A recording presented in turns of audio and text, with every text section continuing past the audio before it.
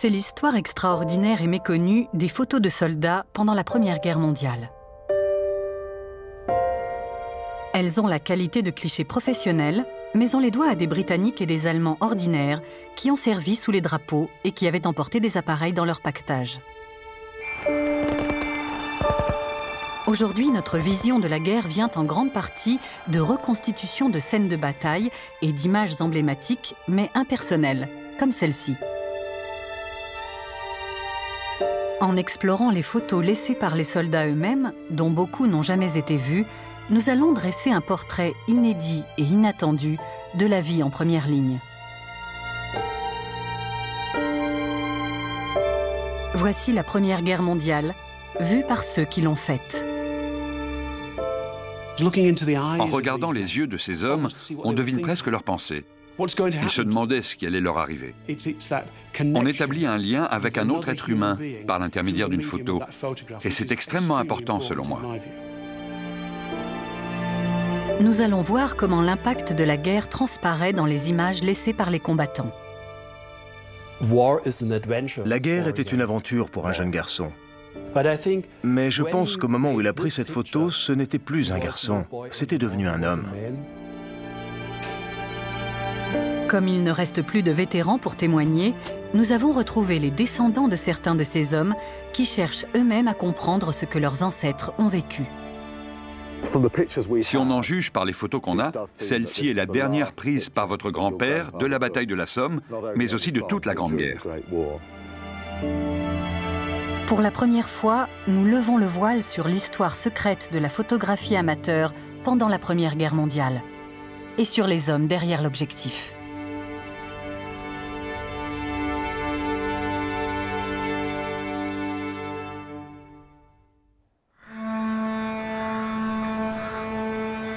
La Grande Guerre est longue et sanglante.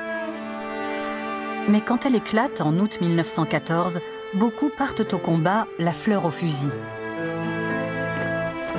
Pour les soldats de l'armée britannique régulière et les dizaines de milliers d'idéalistes engagés volontaires, c'est avant tout la promesse d'une grande aventure. L'occasion de rejoindre des amis et compagnons d'armes pour un voyage unique à l'étranger, le temps de donner une bonne leçon aux Allemands avant de rentrer au pays couvert de lauriers. Une vague de patriotisme souffle sur la Grande-Bretagne et beaucoup tiennent à garder la trace de leur rôle dans l'histoire en prenant des photos, à la fois pour rapporter des souvenirs personnels et pour les montrer à leurs familles et aux amis à leur retour. Bien peu sont préparés à l'épreuve qui les attend. En 1914, la photographie amateur est déjà un passe-temps populaire en Grande-Bretagne. En 1901, Kodak a lancé le Brownie et avec un prix de 5 shillings, il est à la portée de toutes les bourses. Beaucoup ont déjà pris l'habitude de photographier les événements marquants de leur vie. Mais c'est l'arrivée d'un nouveau modèle, plus sophistiqué et à soufflet en 1912, qui ouvre la voie à la photographie de soldats pendant la guerre.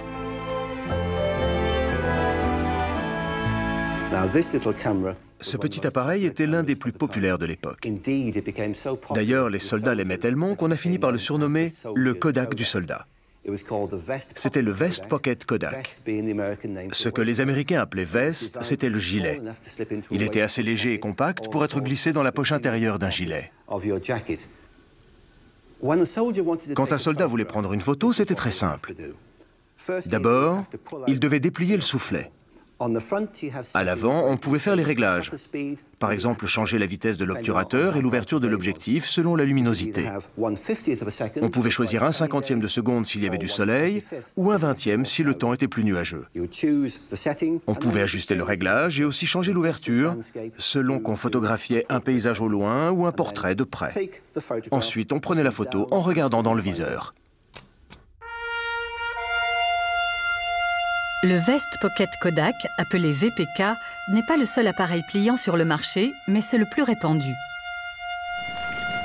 En un an, il s'en vend plus de 30 000 en Grande-Bretagne.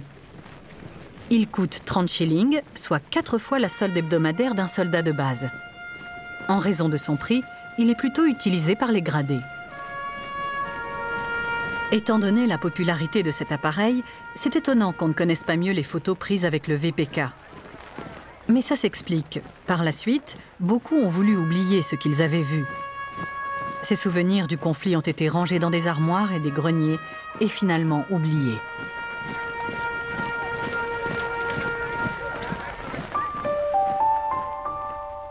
Parmi les simples soldats qui ont emporté un VPK au front, il y avait William Smallcombe, engagé volontaire dans le 12e bataillon du régiment Gloucestershire en 1914. Les photos qu'il a rapportées sont aujourd'hui soigneusement conservées par son petit-fils, Michael, photographe professionnel. C'est une photo que j'ai prise de mon grand-père. Il avait plus de 90 ans à l'époque où il vivait chez moi. Voilà William Albert Smallcombe, très fringant. William s'est éteint en 1992. Et même si son petit-fils connaît ses photos de la Grande Guerre, il n'en sait pas grand-chose, car son grand-père évoquait rarement cette période de sa vie. Voici des tirages des photos qu'il a prises. Elles sont minuscules, avec différentes expositions. Et dans beaucoup de cas, on a du mal à voir ce que ça représente. Là, c'est William avec sa mitrailleuse. J'imagine que si on a une mitrailleuse, on vise des gens et que beaucoup ne se relèvent pas. Donc c'est ce qu'il a dû faire. Et il n'en parlait jamais. On voit que ce qui l'intéressait, c'était ses amis. C'est très émouvant de se dire que beaucoup de ces hommes qui accompagnaient mon grand-père ne sont jamais revenus.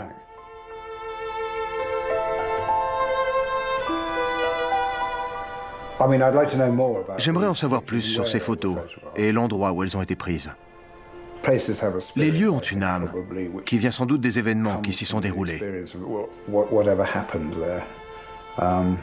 Et j'aimerais ressentir ça et mieux comprendre. Comme dans de nombreux cas, les secrets de l'histoire de William se cachent peut-être dans les images qu'il a laissées. Alors c'est d'autant plus choquant de penser que de nombreuses photos ont terminé leur parcours dans des décharges jetées par les familles à mesure que les anciens combattants sont morts.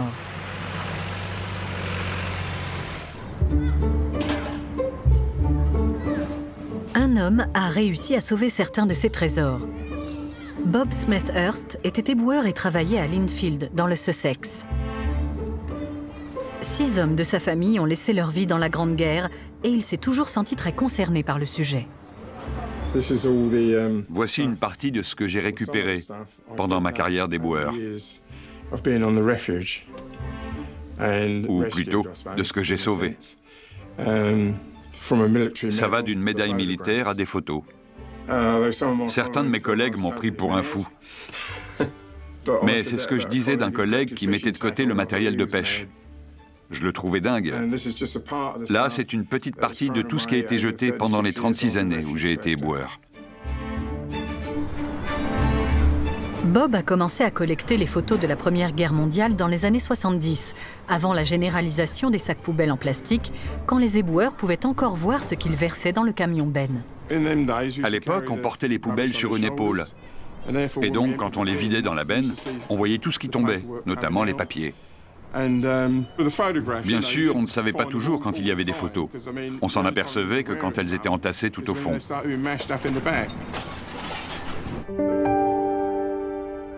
Les trouvailles les plus précieuses de Bob sont une collection de photos amateurs prises en 1914 par un soldat du régiment London Scottish.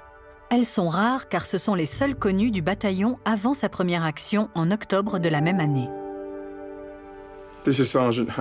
Voici le sergent Haig du London Scottish. C'est lui qui a fait les photos. Là, on voit des prisonniers allemands. Et on arrive même à distinguer son ombre. Il est en train de prendre la photo. Je ne suis que le gardien de tout ça pour les générations futures, parce que si on jette tout ça, tout disparaîtra. Ce sera comme avec les Romains. Dans des années, il faudra faire des fouilles pour tout retrouver. Donc je fais gagner du temps en rassemblant ce qui reste. De nombreuses archives sont perdues à jamais.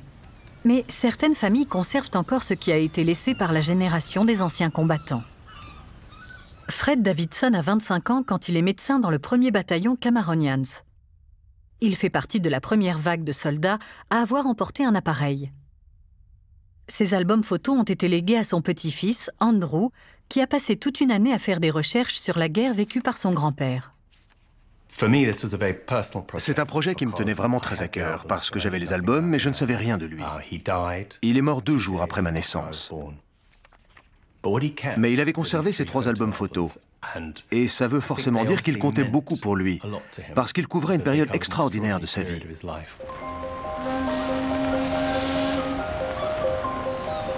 Le 13 août 1914, Fred part pour la France avec la force expéditionnaire, l'armée régulière britannique, un peu plus d'1 semaine après le début de la guerre. La première photo rapportée par mon grand-père de la guerre a été prise sur le bateau, le SS Caledonian, qui leur a fait faire la traversée de Southampton au Havre. On dirait 3 ou 4 copains qui s'amusent. L'un d'eux tient un appareil photo. Et ils se prennent en photo tout en sachant que c'est une mise en scène. Ils font comme s'ils étaient en croisière, ce qui est fou quand on sait ce qui s'est passé par la suite. Le bataillon accoste dans le port du Havre le 15 août. Cette photo montre les soldats en train de débarquer. Elle est prise par l'artilleur Robert Money, un ami de Fred.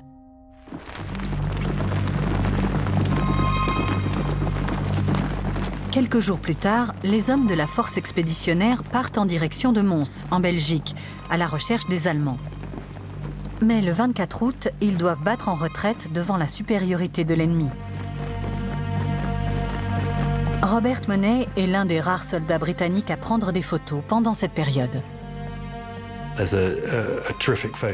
Il y a une photo incroyable montrant les hommes se reposant pendant leur retraite face aux Allemands. Ils sont tous allongés dans l'herbe et on voit Robertson, leur commandant, assis en tailleur, une cigarette aux lèvres, l'air hagard qui fixe l'objectif. À côté de lui, il y a son second, Wendler, qui scrute le ciel avec des jumelles. Il guette l'avion allemand qui les suit à la trace.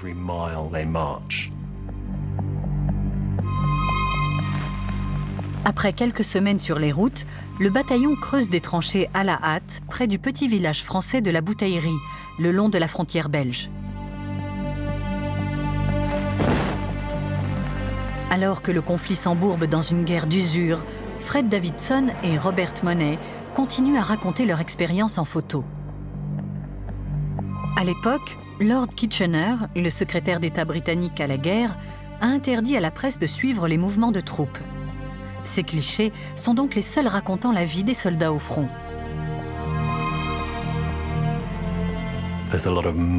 On voit beaucoup de boue et de canons. Et on commence à sentir qu'il y a vraiment des combats. Ce n'est pas juste une retraite. Celle que je préfère montre les hommes tous ensemble. On voit mon grand-père à côté des autres officiers, presque comme une équipe de foot. Ces photos sont vraiment exceptionnelles parce qu'à ce stade, même s'ils étaient sur le front, tout le monde tenait absolument à faire des photos de groupe. Ils voulaient être ensemble, pour se souvenir les uns des autres. Ils tenaient à garder une trace de ce qu'ils enduraient. Dans ces premiers mois du conflit, les photographes de guerre amateurs improvisent des règles au fur et à mesure.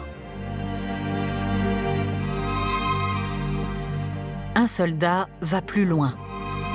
Il dresse une liste de recommandations publiée plus tard dans un magazine pour photographes amateurs. La plupart relèvent du simple bon sens. Il y a un article rédigé par un certain médico qui a été rapatrié pour blessure. C'est intitulé « Photographie sur le front, notes pratiques par quelqu'un qui y était ». Ça commence par « Ne collez pas votre appareil photo sous le nez des généraux ». Les appareils photos ne sont pas populaires sur le front et vous pourriez vous retrouver sans le vôtre. N'utilisez pas toute votre pellicule pendant le voyage. Gardez-en pour plus tard, vous ferez peut-être de meilleures photos. Ils étaient tellement enthousiastes qu'ils risquaient d'utiliser toute la pellicule avant même d'arriver en France. Et pour finir, ne prenez pas de photos qui pourraient aider l'ennemi. Si vous êtes capturé, est-ce que vous aurez des images susceptibles de le renseigner ? Malheureusement, quand l'article paraît en mars 1915, les règles ont changé. Certaines photos sont parues dans la presse sans être passées par la censure officielle. C'est le cas de celle-ci, prise par Robert Monet, publiée en novembre 1914. On ne sait pas quelle somme il en a tiré, mais le marché commence à se développer. Quoi qu'il en soit, quand les autorités découvrent l'ampleur du phénomène, leur réaction est immédiate. Sir John French, le commandant en chef des forces britanniques, savait qu'il fallait intervenir. Et le 22 décembre 1914, il a signé l'ordre général de routine numéro 464, déclarant que les photographies étaient désormais interdites. Mais le problème avec cet ordre, c'est qu'il ne s'est appliqué que localement au front de l'Ouest. Aucun gradé sur le point de partir pour la France n'était informé de cette interdiction. Malgré tout, Fred Davidson et Robert Monet, que l'on voit ici ensemble, continuent à immortaliser leur guerre sur la pellicule. Ils voulaient garder le contrôle. Dans cette guerre, surtout après la retraite, beaucoup de soldats ont eu l'impression de ne rien maîtriser. Toutes les décisions étaient prises pour eux par l'armée, et certaines n'étaient pas bonnes. Même les officiers le pensaient. En faisant des photos, c'est comme s'ils reprenaient un peu le contrôle de la situation. Ils choisissaient ce dont ils voulaient se souvenir. Ils décidaient de faire quelque chose que l'armée leur interdisait de faire, et ils s'en fichaient. En Allemagne, le haut commandement adopte une attitude opposée.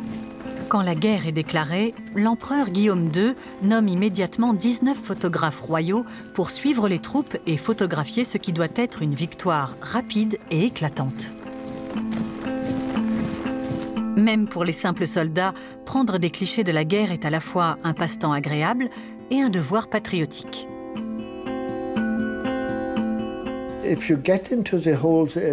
Quand on se penche sur l'histoire de la photographie amateur pendant la Première Guerre mondiale, on est stupéfait par le volume de photos prises. On n'interdisait pas aux soldats d'en faire. C'était autorisé. Il fallait juste demander l'aval à son supérieur. Mais je ne crois pas que c'était vraiment un problème. Personne ne devait même poser la question, parce que tout le monde avait envie de prendre des photos et d'être photographié. Quelques semaines après leur arrivée au front, de nombreux soldats écrivent chez eux pour demander qu'on leur envoie un appareil photo. La demande est telle que toute l'Allemagne se mobilise pour satisfaire tous ceux qui en veulent.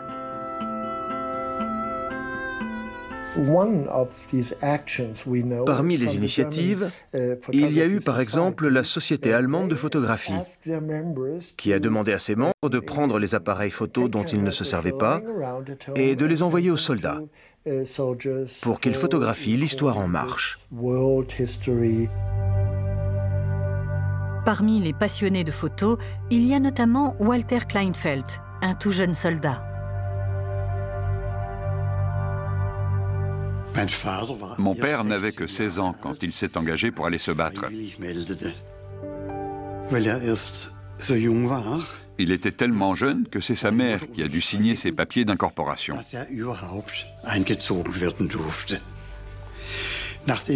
Quand il est arrivé au front, il lui a écrit pour lui demander un appareil photo et des pellicules.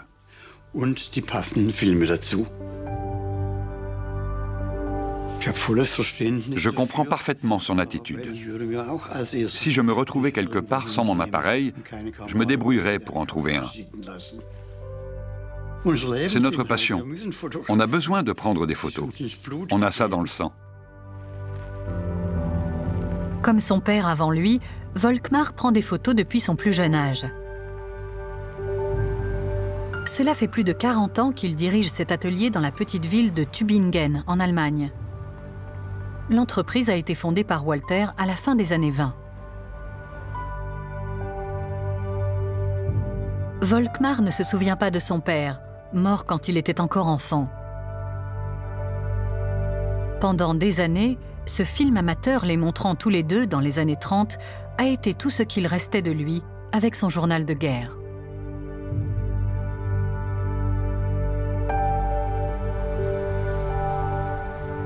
Son fils pensait que ses photos de guerre étaient perdues pour toujours. Mais en 2011, il a retrouvé une boîte contenant plus de 120 plaques de verre au milieu des archives de Walter. C'est la première fois que ces images sont montrées. Ce sont les photos que mon père a prises dans sa jeunesse.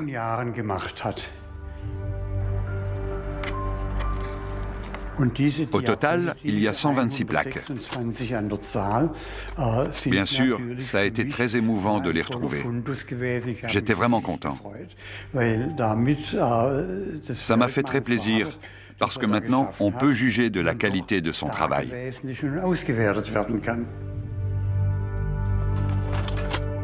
Volkmar a consulté Ulrich Hegele, historien de la photographie.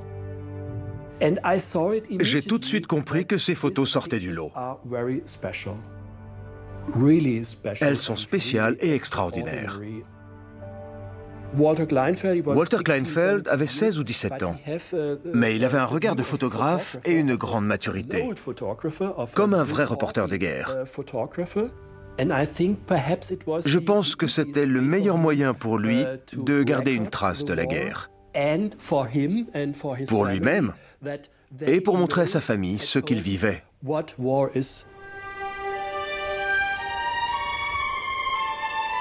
Pendant ce temps, du côté britannique, l'interdiction des photos est officielle depuis seulement 3 jours, quand survient un événement extraordinaire qui torpille l'autorité militaire. Le jour de Noël 1914, le long de la ligne de front au sud d'Ypres, en Belgique, les ennemis déposent les armes pour faire la trêve. Ils sortent de leurs tranchées et se rencontrent dans le No Man's Land. Pendant quelques heures, Britanniques et Allemands peuvent se serrer la main, échanger des cadeaux et prendre des photos.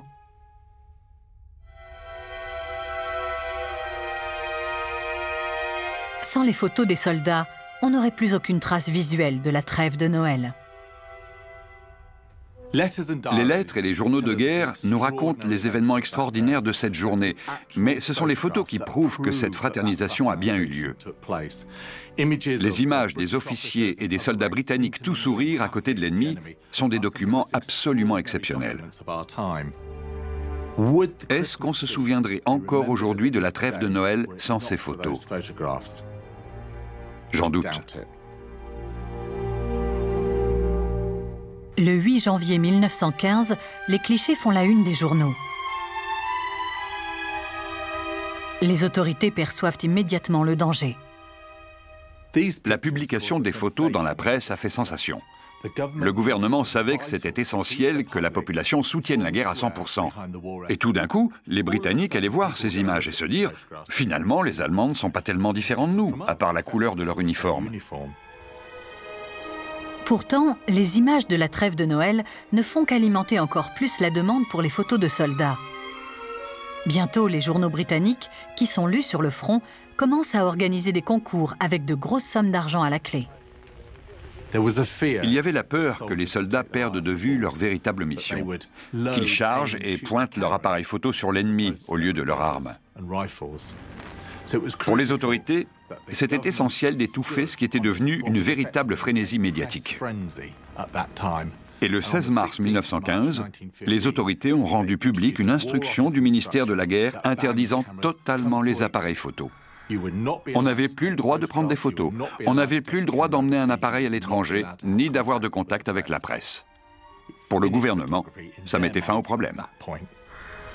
Tous ceux qui enfreignent la consigne risquent désormais la cour martiale, comme certains le découvrent rapidement. Un soldat dénommé Ernest Mullett, du régiment Gloucestershire, est pris avec un appareil en novembre 1915 et il est condamné à 3 mois de travaux forcés.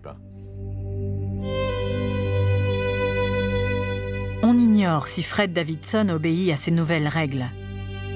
Le 13 mars, 3 jours avant leur entrée en vigueur, il se fait tirer dessus alors qu'il pénètre dans le No Man's Land pour secourir un camarade blessé. Bien que grièvement blessé, il survit et il est rapatrié en Angleterre pour y être soigné. Depuis son lit d'hôpital à Folkestone, il prend ce qui est sans doute son cliché le plus important de l'époque. Quand il a repris connaissance, il a fait une photo. Et la première qu'il a prise pendant sa convalescence montre une jolie infirmière assise au pied d'un lit, en train de lire un magazine à côté de jonquilles, baignée par le soleil. Cette scène est très différente de ce qu'il a photographié auparavant et des endroits où il était. Ça n'a plus rien à voir. Et c'est ma photo préférée parce que cette infirmière se trouve être ma grand-mère. Ils sont tombés amoureux et se sont mariés. Donc, pour ma famille, c'est une photo absolument essentielle. C'est grâce à ce moment qu'on est là.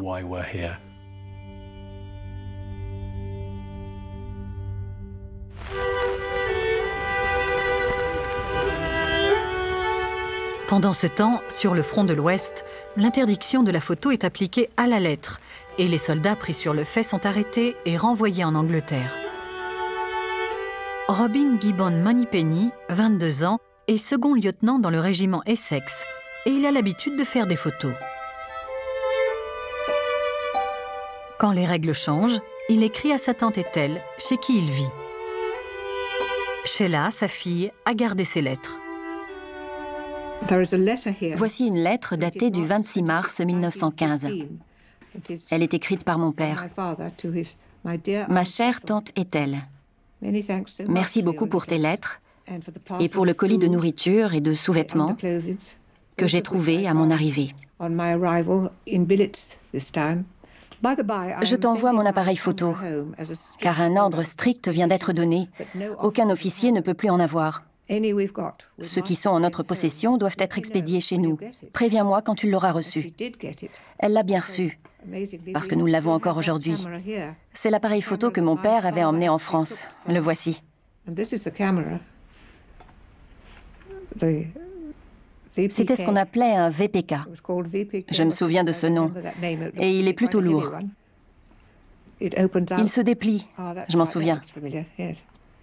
C'est vraiment bien de l'avoir encore après toutes ces années. Il est toujours avec nous.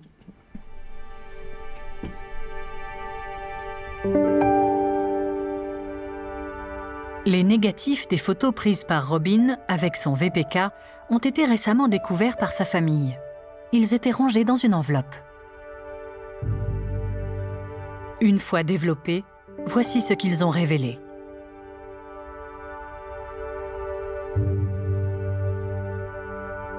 Sheila ne sait pas pourquoi son père ne voulait montrer ses photos à personne. Mais pour elle, c'est une plongée fascinante dans sa guerre. C'était très intéressant de les voir. Tout est devenu plus concret et plus vivant. C'est formidable d'avoir les photos prises sur place, comme des archives extraordinaires de son expérience de la guerre.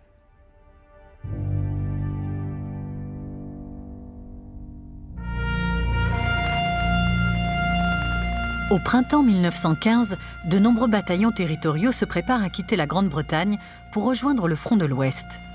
Ils sont composés de soldats volontaires à mi-temps et doivent seconder la force expéditionnaire qui a subi de lourdes pertes.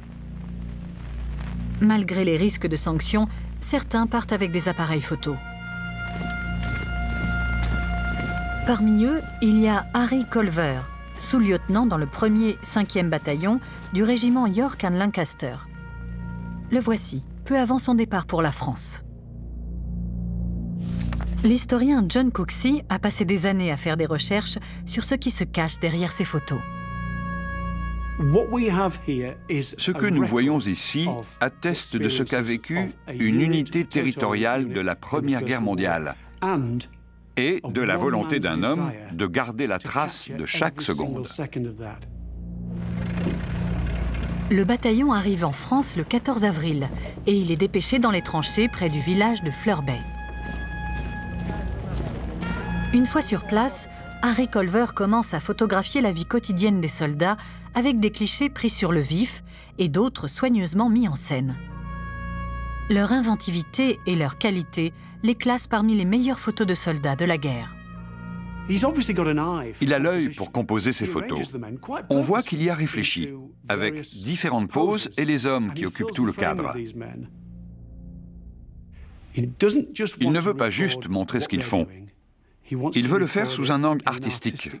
Et je pense que ça transparaît de manière évidente sur beaucoup de photos.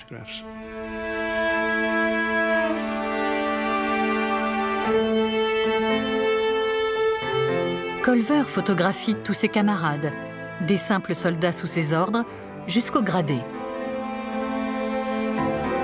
Il prend même son supérieur, le lieutenant-colonel Fox, que l'on voit assis au milieu de ses hommes. On sent que bien souvent, il y a une ambiance plutôt informelle parmi ces soldats volontaires à mi-temps, ce qui est rare dans l'armée régulière. On sent qu'il y a presque une égalité au sein de l'unité. Une véritable camaraderie existe entre les hommes, quel que soit leur rang. Pas seulement entre les officiers ou les soldats, mais dans tout le bataillon. Bien sûr, Culver n'avait pas le droit de prendre ces photos, mais il l'a fait quand même, et il en a même pris beaucoup. Et on s'aperçoit que son supérieur hiérarchique se prêtait au jeu de bonne grâce. Ça veut sans doute dire que personne ne lui rappelait que c'était interdit. Je pense que c'était le contraire. On l'encourageait plutôt à prendre des photos. Dans un premier temps, les clichés révèlent un certain optimisme. Mais à mesure que le conflit se prolonge, l'ambiance change.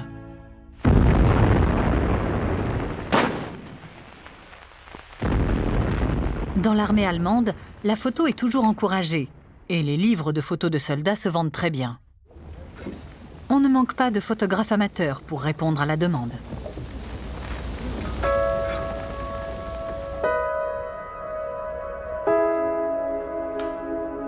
En 1915, Walter Kleinfeldt arrive sur le front de l'Ouest avec son unité d'artillerie et quand sa mère lui envoie un appareil photo, il commence à prendre les clichés récemment redécouverts par son fils. Malgré ses 16 ans, il fait preuve d'un grand talent pour la composition et à l'œil pour choisir ses sujets. Mon père était un jeune homme très idéaliste. Et on le sent bien à travers ses photos. On y perçoit beaucoup d'idéalisme et esthétiquement, elles sont très belles, même si elles montrent la réalité de la guerre.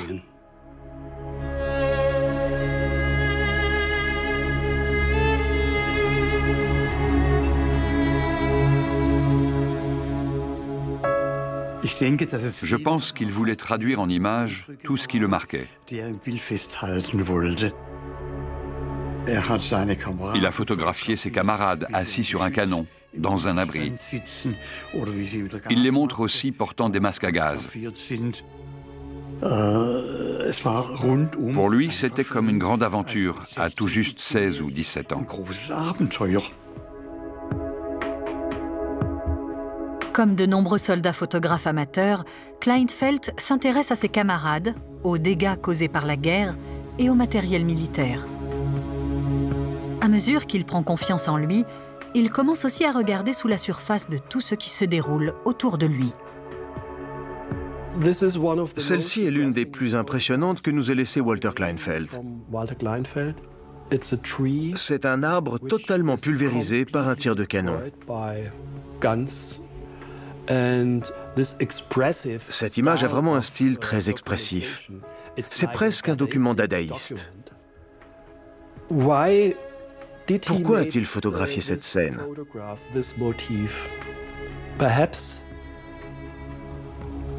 Peut-être que pour lui, cette image était symbolique, parce qu'on ne voit aucun soldat mort dans le cadre, juste la violence.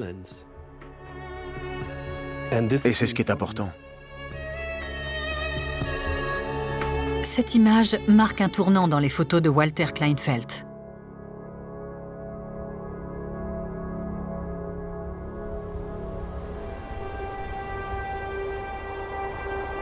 À l'automne 1915, on note aussi un changement de ton dans celle d'Harry Culver.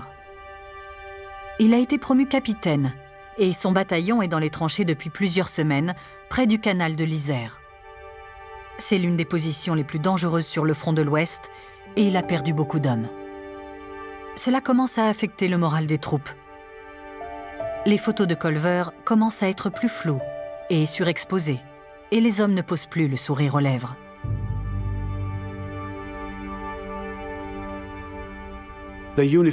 Leurs uniformes n'ont plus la même allure et ils se mettent à porter des écharpes. Ils ont un peu des airs de brigands ou de pirates cachés dans leurs tranchées. Leur état d'esprit évolue visiblement au fil des clichés. On voit qu'ils ont le regard perdu, un peu vide.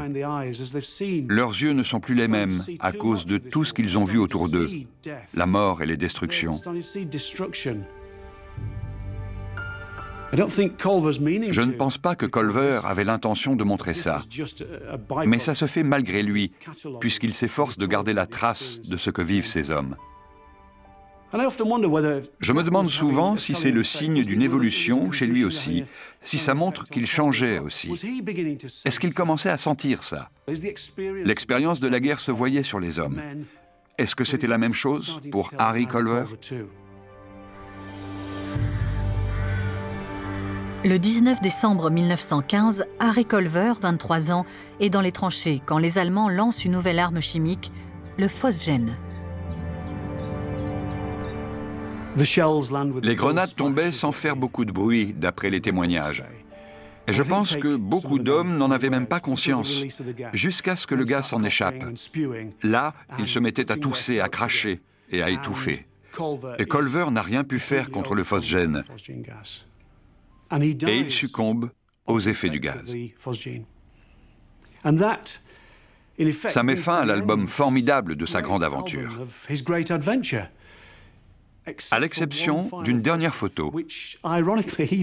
Ce n'est pas lui qui l'a prise, et pour cause, il est de l'autre côté de l'objectif. C'est la photo de sa tombe.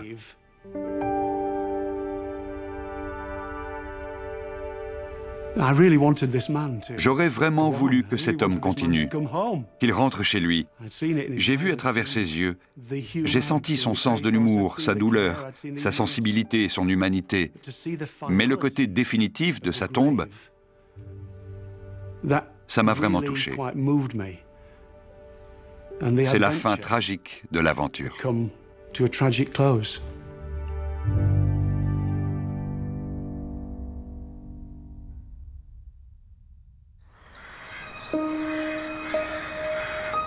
« 1916 est une année décisive en matière de photographie de soldats. À ce stade du conflit, les forces britanniques ont un nouveau commandant en chef, le général Haig. Il a conscience de l'importance des images envoyées du front et nomme le premier photographe officiel de l'armée, Ernest Brooks. C'est à lui qu'on doit certains des clichés les plus connus de la guerre, comme ces silhouettes de soldats qui se découpent dans le soleil couchant. Mais pour lui, les images sont avant tout une arme de propagande et les hommes qu'il montre sont bien souvent anonymes.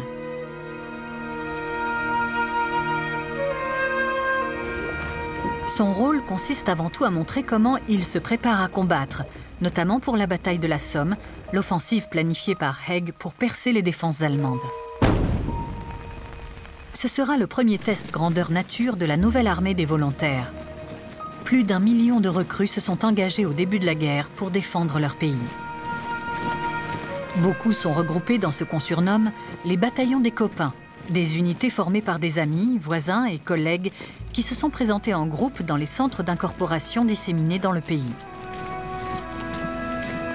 Parmi eux, il y a William Smallcombe, un mitrailleur du 12e bataillon du régiment Gloucestershire que l'on appelait le bataillon de Bristol.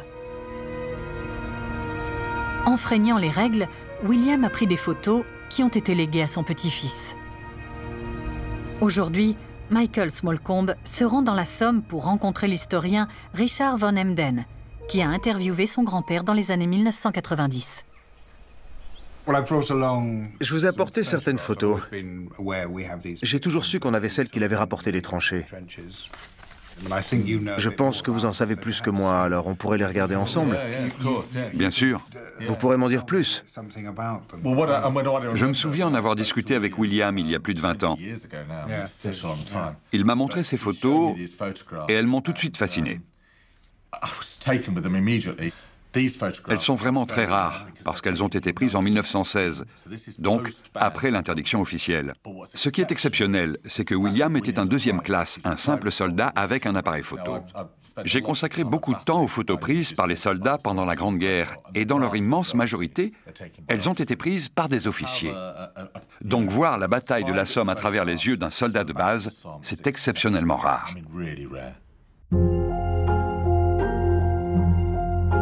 Prises pour la plupart avant que le bataillon ne s'engage dans le conflit, ces photos dégagent une certaine innocence et une ambiance informelle. Mais il y a aussi des indices, laissant entrevoir qu'elles ont été faites en cachette. Ce qui est intéressant dans ces clichés, c'est qu'on ne voit aucun officier. Il n'y a aucun gradé sur ces photos. Elles ont été prises quand William était tout seul avec ses camarades. Qui n'allait pas le dénoncer? Des gens de confiance, c'était essentiel. Ouais. Et on voit ça très souvent. Les scènes se passent toujours dans les tranchées quand il n'y avait personne d'autre. On sort son appareil, on prend vite la photo, et voilà. Certaines sont floues et révèlent que William ne prend pas le temps de faire le point. Mais il fait attention à ne jamais manquer de pellicule. D'après ce qu'il m'a raconté, quand il écrivait des lettres à sa fiancée, qui est devenue ma grand-mère, il lui demandait un morceau de gâteau. Ça voulait dire qu'il voulait se faire envoyer de la pellicule. Oui, c'est un détail intéressant parce que ça laisse penser qu'il avait tout planifié avant de la quitter. Quand il est parti pour la France, fin 1915, il savait pertinemment que les appareils photo étaient interdits. Il ne pouvait pas envoyer un courrier disant « Le code secret pour pellicule, ce sera morceau de gâteau ». Il le savait avant, et il avait tout prévu. Toutes les lettres étaient lues par les censeurs? Seulement certaines piochées au hasard. On ne pouvait pas prendre le risque de demander de la pellicule ouvertement. Ouais. Quand je discutais avec mon grand-père, il m'expliquait comment ça se passait dans les tranchées. Mais il ne parlait pas vraiment des combats. Je sais que vous en savez plus que moi. Peut-être que vous pouvez me raconter. Il a participé à la bataille de la Somme, et il n'est pas allé au feu qu'une seule fois, mais jour après jour. Et il y a une photo ici qui sort du lot, selon moi. Elle est emblématique de ce qui est arrivé au bataillon. La voici. Ouais. C'est une image montrant une tombe, et je crois que ce jour-là a changé William à jamais. Ah oui. J'en suis sûr.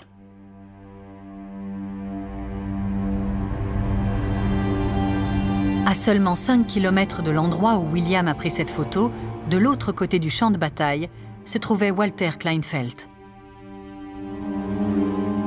Aujourd'hui, son fils Volkmar fait le voyage jusqu'au front de l'Ouest pour voir de lui-même les endroits où son père a combattu.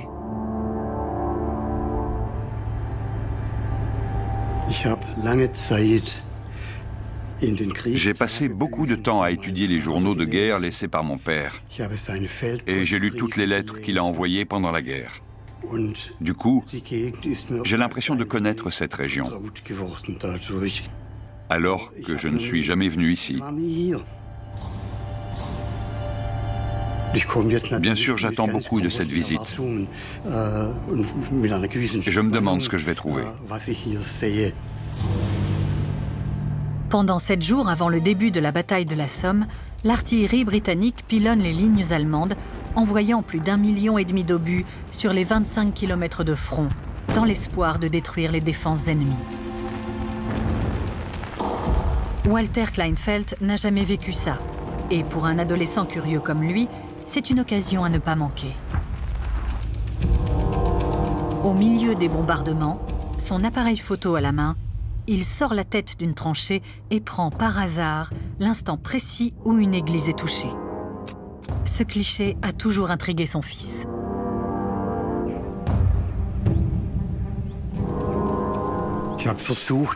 J'ai essayé de me mettre à sa place au moment où il a pris cette photo. On peut imaginer la scène. Un obus est en train de tomber. Ça fait un bruit d'enfer. Comme un coup de tonnerre, assourdissant, avec des débris partout.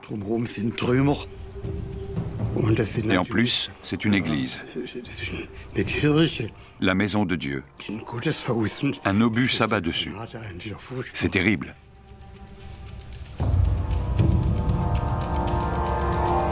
La réalité de la guerre submerge Walter Kleinfeld.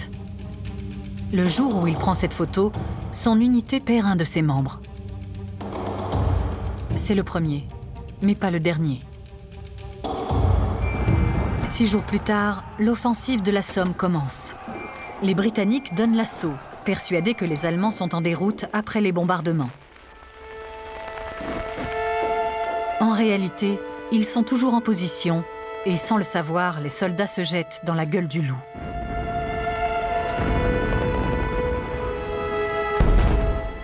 L'unité d'artillerie de Walter Kleinfeld est au cœur de l'action. Elle a perdu des hommes et du matériel, mais en fin de journée, elle a contribué à repousser l'assaut. Plus tard, Walter trouve même le temps de photographier ses camarades mitrailleurs et d'écrire une carte postale à sa mère. Son contenu évoque à peine l'enfer qu'il vient de vivre. Je suis toujours en bonne santé, mais plutôt fatigué par l'excitation et la tension nerveuse. Au moins, maintenant, je peux dire que je suis allé à la guerre.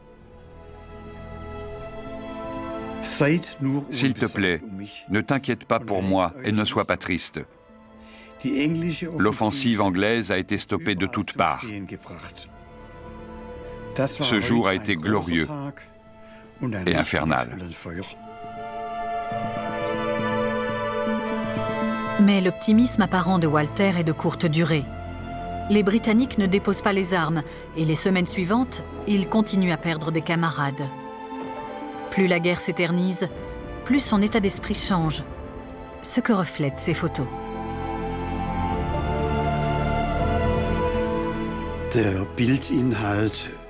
Le contenu des images devient plus grave. On voit qu'il photographie tout ce qui se passe de manière très réaliste, même quand ce n'est pas beau à voir. On comprend que la guerre devient quelque chose de très sérieux. Les paysages et les portraits cèdent la place à des scènes plus sombres, montrant des morts et des blessés, comme celle-ci, qu'il a intitulée « Après la tempête ». Il est rare que des soldats photographient des cadavres de compatriotes, mais Kleinfeld semble avoir un message à faire passer. Je trouve cette photo vraiment très impressionnante parce qu'elle n'a rien de patriote ou de nationaliste. Tous les hommes sont égaux face à la mort. C'est la même chose pour tout le monde. Pour moi, c'est de la photographie pacifiste.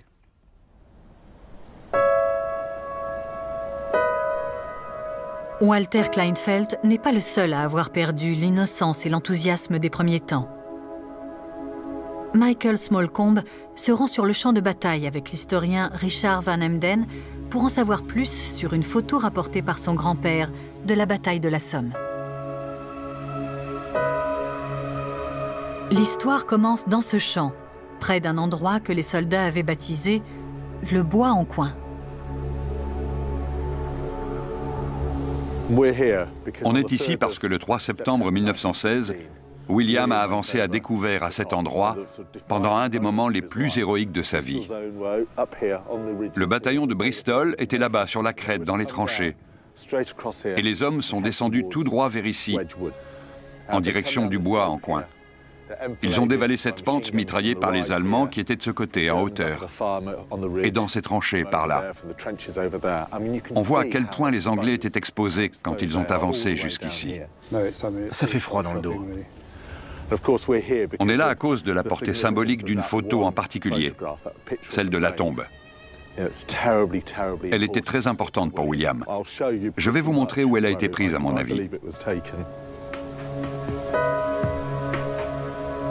William réussit miraculeusement à atteindre le petit bois. Près de 400 membres du bataillon sont tués ou blessés dans l'offensive. De nombreux morts n'ont pas pu être enterrés. Mais grâce à William, l'un d'eux a eu une sépulture, du moins pour un temps.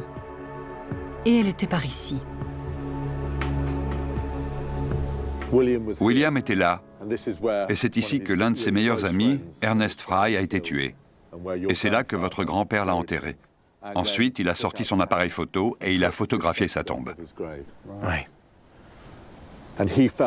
Il a senti que c'était important pour lui, au milieu de la bataille, alors qu'il était toujours en danger, de prendre son appareil pour faire cette photo.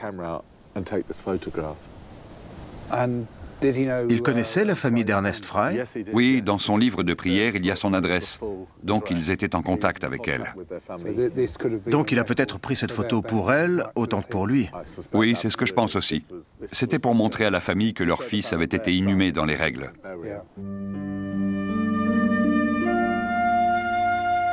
Plus tard, la tombe d'Ernest Fry a disparu. Mais la photo de son ami est toujours là pour rappeler le sacrifice fait par son bataillon ce jour-là. Elle est également importante pour une autre raison.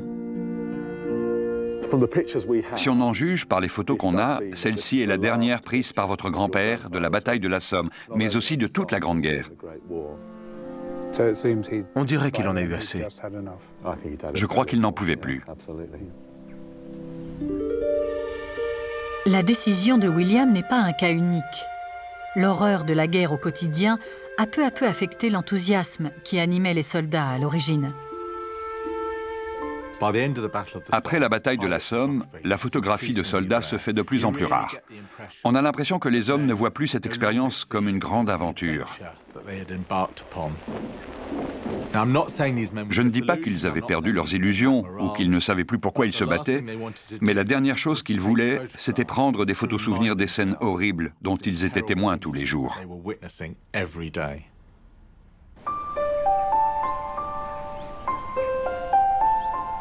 Le lendemain, Michael Smallcombe revient dans le bois en coin, l'endroit dont son grand-père refusait de parler.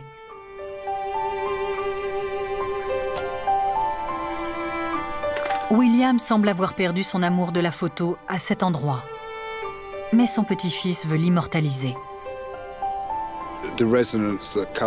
C'est un lieu émouvant, parce que je sais que mon grand-père est venu ici. Et c'est un homme que j'ai bien connu.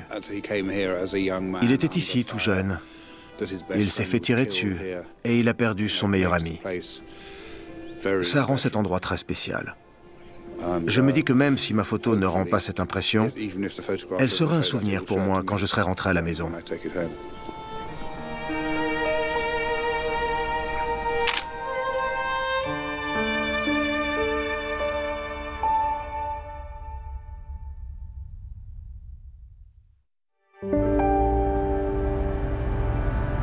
Au début du XXe siècle, William Smallcombe et Walter Kleinfeld se sont retrouvés face à face sur le champ de bataille, parfois à moins de 3 km de distance. Deux engagés volontaires passionnés de photos, deux ennemis. Aujourd'hui, leurs descendants se rencontrent. C'est vraiment bien de se voir. Je suis content que vous soyez là. On rentre ? Michael et Volkmar veulent comparer les photos de leurs ancêtres. Voilà mon père. Il avait 17 ans à l'époque. 17 ans.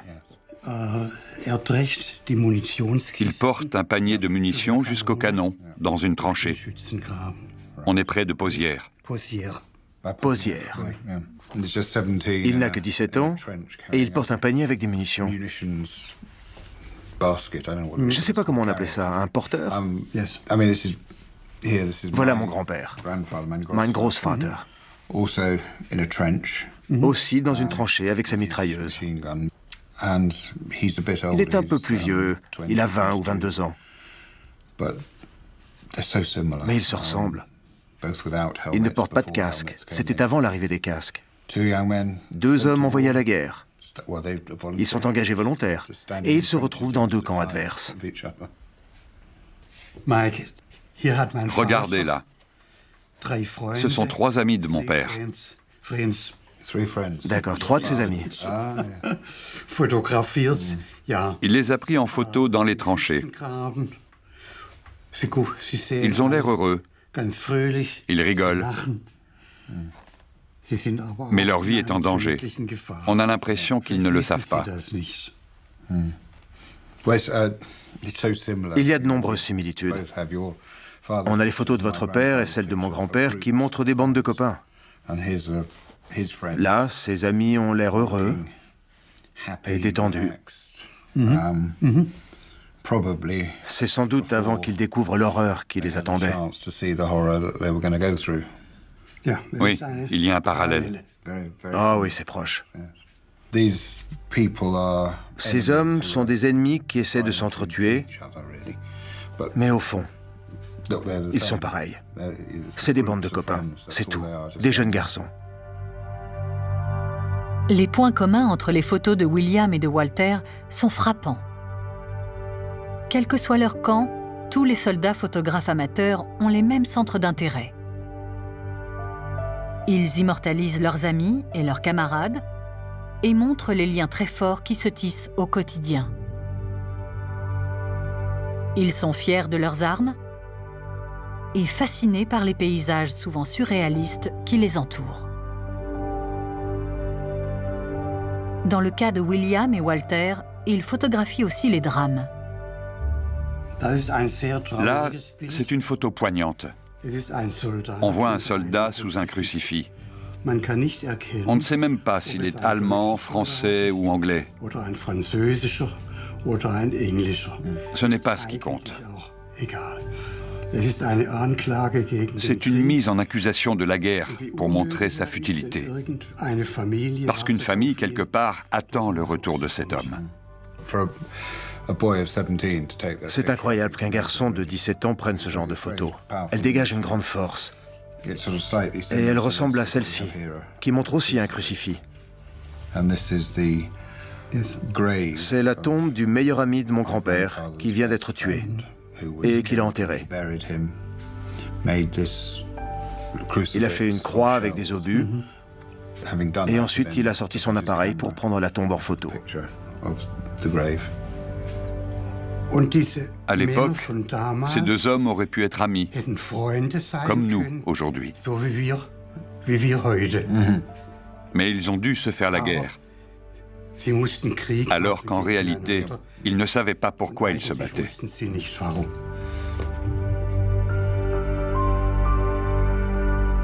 Walter Kleinfeld est mort quand Volkmar était enfant, et il n'a jamais pu raconter sa guerre à son fils. Ils n'ont jamais pu parler de leur passion commune pour la photo. Mais en retrouvant les plaques de négatifs qu'il a laissées, Volkmar a pu éclairer sous un nouvel angle cet homme qu'il a à peine connu. Avant de rentrer en Allemagne, il y a un dernier endroit où il veut aller. Le plus grand cimetière de soldats allemands de la Somme. Pour lui, c'est l'occasion de revenir sur l'expérience de son père. L'occasion de revenir sur les photos qu'il a rapportées de la Grande Guerre, ce conflit qui était censé être une grande aventure. Je pense que l'image la plus impressionnante est celle du crucifix avec le cadavre du soldat au premier plan. C'est comme un réquisitoire. Un réquisitoire contre la guerre et la violence. J'espère que c'est une mise en garde.